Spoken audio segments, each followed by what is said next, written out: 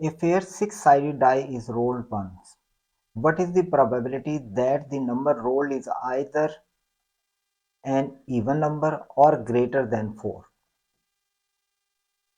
देखें, अब इसमें टोटल जो सैंपल स्पेस है उसके मेंबर्स हैं 1 2 3 4 5 एंड 6। अब इसमें से वो प्रोबेबिलिटी पूछ रहा है इवन नंबर। अब इवन नंबर है 2 4 और 6 और ग्रेटर देन 4।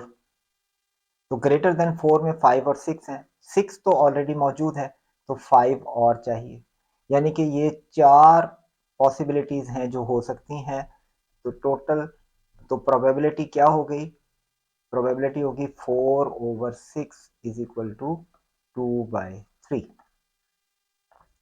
या फिर हम इसको इस तरह कर सकते हैं कि probability of even numbers is equal to, even numbers कितने थे 1 2 3, 3/6 और प्रोबेबिलिटी ऑफ ग्रेटर देन 4 5 और 6 हैं तो greater than 4 is equal to 2/6। और जो इसमें कॉमन है उसकी प्रोबेबिलिटी क्या है, कॉमन इसमें क्या आ रहा है कि ग्रेटर देन 4 में 5 और 6 इसमें कॉमन है तो प्रोबेबिलिटी ऑफ 6 है 1/6। तो अब इनकी प्रोबेबिलिटी क्या होगी, ये होगी probability of E plus probability of G greater than 4 minus probability of 6।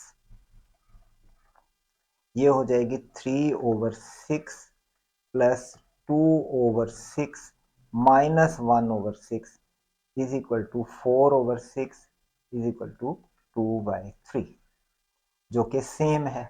यहाँ पर हमने टोटल काउंटिंग की मदद से किया, यहाँ पर हमने प्रोबेबिलिटी का फार्मूला लिया। उसमें क्या है कि probability of one event, probability of second event and minus probability of common events, जो इसमें कॉमन है दोनों में उनकी प्रोबेबिलिटी माइनस कर दी हमने, तो आंसर सेम है। आप चाहें तो इस तरह कर लें, चाहें तो इस तरह कर लें। आंसर है इसका 2/3 जो कि ऑप्शन सी में दिया गया है। In a bag of red, blue and green marbles, the probability of drawing a red marble, probability of red marble is 1/4, and drawing a blue marble, probability of blue marble is 1/2. What is the probability of not drawing a green marble? Green marble ना आने के chances क्या हैं? अब आप देखेंगे इसमें 3 type ही के मार्बल्स हैं। कौन कौन से? Red, blue and green.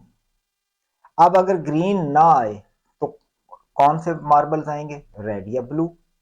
तो एक्चुअली हमें प्रोबेबिलिटी किसकी मालूम करनी है? ग्रीन को छोड़कर जो बाकी हैं उनकी प्रोबेबिलिटी क्या है? उनकी probability of red plus probability of blue is equal to 1/4 plus 1/2 is equal to 3/4। 3/4 probability है कि ब्लू या रेड आए। जब ब्लू और रेड आएगा तो इसका मतलब है ग्रीन तो ना आया ना, तो ग्रीन के ना आने की जो प्रोबेबिलिटी है वो रेड और ब्लू की प्रोबेबिलिटीज का सम है।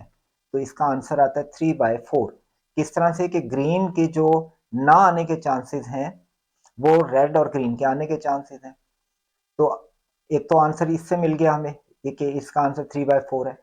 अब दूसरा तरीका ये है कि तमाम इवेंट्स की प्रोबेबिलिटी का सम 1 के इक्वल होता है। तो हम कहते हैं कि प्रोबेबिलिटी ऑफ ग्रीन इक्वल किसके होगा?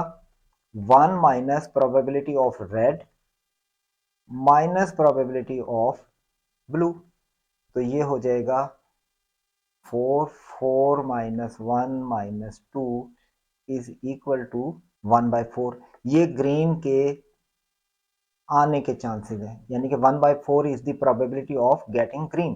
तो अब इसका जो कॉम्प्लीमेंट है वो ग्रीन के ना आने की प्रोबेबिलिटी होगी, तो इसको 1 में से माइनस करें तो वही 3/4 आ गया जो कि हमने ये लिया था। तो आप दोनों मेथड से कर सकते हैं कि इन दोनों की प्रोबेबिलिटी को ऐड करेंगे तो ग्रीन के ना आने की प्रोबेबिलिटी आ जाएगी, या फिर इन दोनों का सम को 1 में से माइनस करें तो हमारे पास ग्रीन के आने की प्रोबेबिलिटी होगी, और उसका जब हम कंप्लीमेंट लेंगे तो ग्रीन के ना आने की प्रोबेबिलिटी आ जाएगी। दोनों तरह से 3/4 आंसर आ रहा है, जो कि ऑप्शन बी में दिया गया है। In a bag there are 78 red balls, red है 78, ग्रीन है 45 and some yellow ball, some yellow ball. If the probability of finding a yellow ball, probability of yellow is 0.4. What is the total number of yellow balls? Yellow balls की तादाद बतानी है। तो probability किसके equal होती है? Yellow की probability equal होगी येलो की तादाद over sample space, sample space है ये, और ये probability उसने दी है 0.4 के इक्वल। ये आ गया आपके पास x over 123 plus x is equal to 0.4। अब x किसके इक्वल होगा? 0.4 इंटू 123 प्लस 0.4x की, ये 0.4x इधर आकर माइनस होकर 0.6x हो गया, इज इक्वल टू 0.4123। अब ये डेसिमल पॉइंट से डेसिमल पॉइंट ख़त्म हो जाएगा, तो x is equal to 4/6 into 123, जो कि इक्वल है 82 के, और ये है option A. If x is chosen at random from the set this and y is chosen at the random from set this, then what is the probability that xy is odd? अब हम इसको इस तरीके से आसानी से कर सकते हैं कि ऑड और इवन को हम डिटरमिन इस तरह से क्रॉस टेबल के जरिए करेंगे, 4, 6, 7, 9 और 11। अब देखें ये वाला सेट मैंने ऊपर लिख दिया, इधर ये सेट लिख दें, इस तरीके से आपसे मिसिंग नहीं होगी। अब याद रखें कि odd multiplied by odd answer odd आता है, even multiplied by odd even आएगा, और even multiplied by even even he आएगा। तो ये ध्यान में रखें। अब आप देखें कि 12 को 4 से मल्टीप्लाई करेंगे क्योंकि हमने एक्स वाई निकालने हैं, तो ये एक्स के नंबर्स हैं, ये वाई के हैं, तो x इंटू वाई, 12 को 4 से मल्टीप्लाई करेंगे, इवन इंटू इवन, यहाँ पर इवन नंबर आएगा। इस 12 को जिससे भी मल्टीप्लाई करेंगे सारे इवन आ जाएंगे, ये सब इवन होंगे, क्योंकि 12 को 6 से मल्टीप्लाई करेंगे इवन, 12 को 7 से मल्टीप्लाई करेंगे इवन, क्योंकि 12 इवन है। इवन नंबर को जब भी किसी से मल्टीप्लाई करें तो आंसर इवन ही आता है, तो ये तो सारे इवन हो गए। अब ये ऑड है, ऑड को अगर ऑड से मल्टीप्लाई करेंगे तो ऑड आएगा, वरना इवन आ जाएगा। तो 13 को 4 से करेंगे तो इवन होगा क्योंकि 4 इवन है, फिर 6 से ये भी इवन है, लेकिन 13 को 7 से करेंगे तो ये ऑड आएगा, 13 को 9 से करेंगे तो ऑड आएगा, 13 को 11 से करेंगे तो ऑड आएगा, क्योंकि ऑड को ऑड नंबर से मल्टीप्लाई करें तो आंसर ऑड आता है। फिर 15 में भी यही सिचुएशन होगी, क्योंकि 15 ऑड नंबर है तो ये तीनों ऑड आ जाएंगे। फिर 17 भी ऑड नंबर है, ये दोनों तो इवन नंबर थे 4 और 6, तो इनकी मल्टीप्लिकेशन की वजह से ये इवन होगा, ये तीनों ऑड आ जाएंगे। अब देखें टोटल सैंपल स्पेस कितनी थी, 5 ये थे और 4 ये थे, सैंपल स्पेस है 20, उसमें से कितने ऑड आ रहे हैं, ये 9 ऑड आ रहे हैं। तो प्रोबेबिलिटी क्या होगी, getting odd number is 9/20 which is given in option B. Mike has a bag of marbles, white marbles हैं 4, ब्लू मार्बल्स हैं 8 और रेड मार्बल्स हैं 6। ही pools out one marble from the bag and it is red.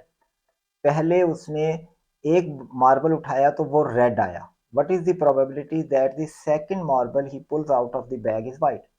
तो पहले red की probability देखें, क्योंकि ये इवेंट हो चुका है, ये अकर हो चुका है, तो प्रोबेबिलिटी ऑफ रेड थी 6/18 यानी कि 1/3। ये इवेंट हो चुका। अब सिचुएशन क्या है कि व्हाइट तो 4 मार्बल है, ब्लू 8 है, लेकिन रेड अब 5 है। एक मार्बल जा चुका, एक रेड आ चुका जिसकी प्रोबेबिलिटी हम 1/3 ले चुके हैं। तो अब दूसरी प्रोबेबिलिटी किसकी है? व्हाइट के लिए, कि दूसरा मार्बल व्हाइट होना चाहिए। तो व्हाइट की प्रोबेबिलिटी अब क्या होगी? 4/17। तो सेकंड मार्बल व्हाइट आने की प्रोबेबिलिटी कितनी है? 4/17।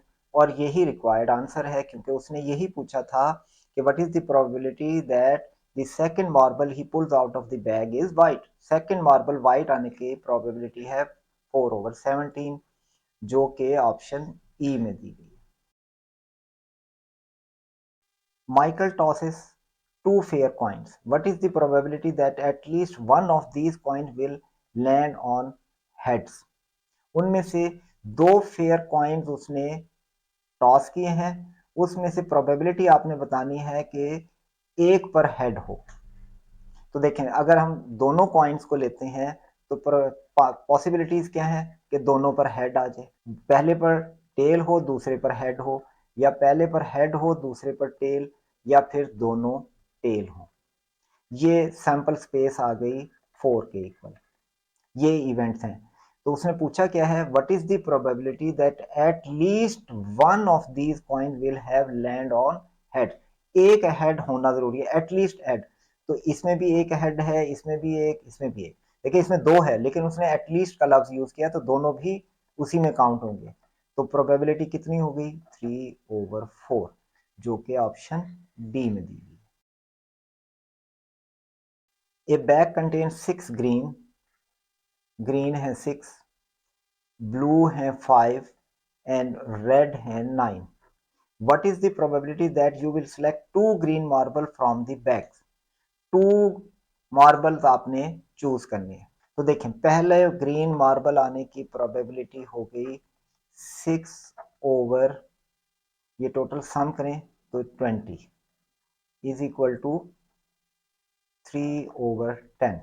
ये पहले मार्बल के लिए प्रोबेबिलिटी है। अब एक ग्रीन मार्बल यूज हो चुका, तो ग्रीन मार्बल कितने रह गए? 5, और टोटल रह गए 19। तो सेकंड ग्रीन मार्बल के लिए चांसेस हैं, मार्बल कितने रह गए ग्रीन? 5, और टोटल में से भी एक कम हो गया 19। तो इसकी प्रोबेबिलिटी है 5/19। तो इन दोनों की प्रोबेबिलिटी, क्योंकि वो कह रहा है कि दो ग्रीन मार्बल हों, तो वो प्रोबेबिलिटी इनके प्रोडक्ट से आएगी। तो ये होगी 15/190, और ये इक्वल हो गया, इसको 5 से कैंसिल कर दें तो ये हो गया 3/38 के, जो कि ऑप्शन ए में दिया गया। जैक हैज 10 ग्रीन, ग्रीन हो गए 10, रेड है 14, और ब्लू मार्बल्स हैं उसके पास 2, और ब्लैक, ब्लैक हैं 6 in a bag. What is the probability that will not What is the probability that Zach will not randomly pick a red or blue marble from the bag? Not pick red or blue. Red और blue वो pick ना करे, तो फिर जाहिर है green और black होंगे। तो ग्रीन और ब्लैक हैं 16, और टोटल बनते हैं 16/32, जो कि इक्वल है 1/2।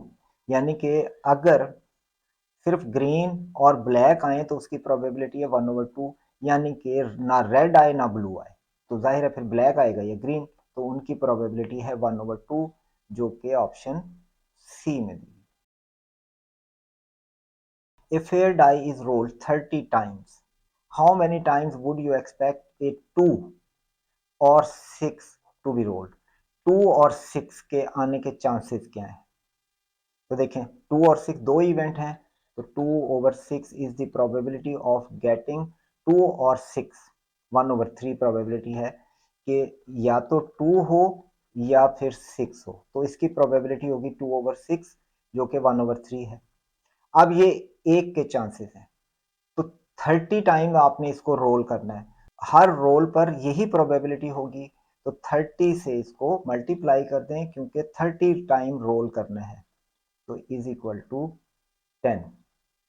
तो हमें जो मिलेगा वो ही मिलेगा, how many times would you expect a 2 और 6, 10 टाइम 2 और 6 आएगा, जो कि ऑप्शन डी में दिया गया। क्योंकि इस क्वेश्चन में आपसे प्रोबेबिलिटी नहीं पूछी जा रही, पूछा जा रहा है कि कितने टाइम 2 या 6 आएगा।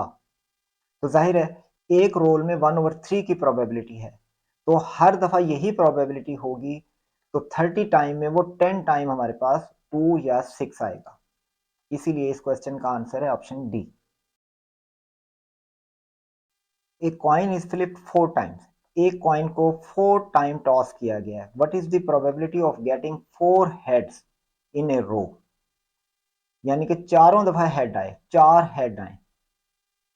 तो पहले तो सैंपल स्पेस देखें, एक कॉइन की सैंपल स्पेस 2, दूसरे की भी 2, तीसरे की भी 2 और चौथे की भी 2, तो ये आ गया 16। 16 तो हो गई सैंपल स्पेस। अब देखें कि वो चारों पर हेड चाहता है, तो चारों पर हेड तो सिर्फ एक पॉसिबिलिटी है, क्योंकि बाकी टाइम इसमें टी होगा, इसमें एच एच एच, फिर इधर एच, इधर टी, एच एच, तो इसी तरीके से आप करते चले जाएं, तो आखिर में एक आएगा जिसमें चारों टी होंगे। तो सिर्फ एक पॉसिबिलिटी है कि ये 4 टाइम एच आ जाए, तो इसकी प्रोबेबिलिटी क्या होगी, 1/सैंपल स्पेस 16। यही इसका करेक्ट आंसर है, जो कि ऑप्शन ए में दिया गया।